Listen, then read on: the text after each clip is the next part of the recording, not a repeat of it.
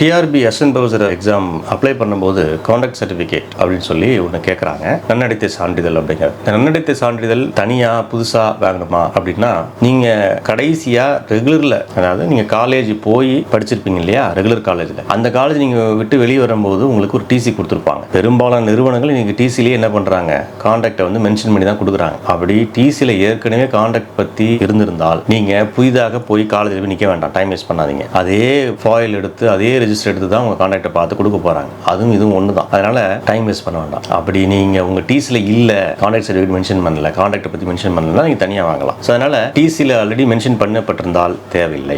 சரி, நான் வந்து யூஜியும் கரஸ்பாண்டன்ஸ் தான் படித்தேன், டிஸ்டன்ஸ் தான் படித்தேன், பிஜியும் அப்படி தான் பண்ணேன் அப்படின்னா, நீங்கள் கடைசியாக எந்த ரெகுலர் இன்ஸ்டிடியூஷனில் படிச்சிங்களோ, இப்போ 12th நீங்கள் ஸ்கூலில் படிச்சீங்கன்னா 12th இன்ஸ்டிடியூஷன்லையும் நீங்கள் என்ன பண்ணணும், கான்டாக்ட் வந்து வாங்கணும். இதுதான் பொதுவாக சொல்லப்படுவது. ஆனால் இந்த கான்டாக்ட் சர்டிஃபிகேட் இதை வச்சு தான் உங்களை ஃபில்டர் பண்ண போகிறாங்கன்னா இல்லை, இதெல்லாம் சும்மா ஒரு ஃபார்மாலிட்டிஸ் தான். அதனால் இந்த கான்டாக்ட் சர்டிஃபிகேட் ஆல்ரெடி டிசியில் இருக்கும், அது மட்டும் போதும், அப்ளை பண்ணுங்கள். தேவையில்லாமல் நீங்கள் என்ன பண்ண வேண்டாம், டைம் ஸ்பெண்ட் பண்ண வேண்டாம். அதே மாதிரி கெசட் ஆஃபீஸரில் ஒரு நபர்கிட்ட வாங்க சொல்லியிருக்காங்க. அதாவது நீங்கள் ஸ்கூல் ஹெச்எம்மோ அல்லது டாக்டரோ அரசு துறையில் பணியாற்றக்கூடிய குரூப் ஏ குரூப் பி அதிகாரிகள்கிட்ட போய் நீங்கள் என்ன பண்ணலாம்னா, உங்களுக்கு தெரிஞ்ச அதிகாரிகள்கிட்ட வாங்குறது நல்லது. வாங்கி நீங்கள் அப்லோட் பண்ணுங்கள். அது ஒரு பெரிய விஷயம் இல்லை. அதனால் இந்த கான்டாக்ட் சர்டிஃபிகேட் வந்து டிசியில் இருக்குது அப்படின்னா அதையே அப்லோட் பண்ணுங்கள். கெசட் ஆஃபீஸர்கிட்ட வந்து நீங்கள் வந்து வாங்கி அதையும் சேர்த்து நீங்கள் அப்லோட் பண்ணலாம்.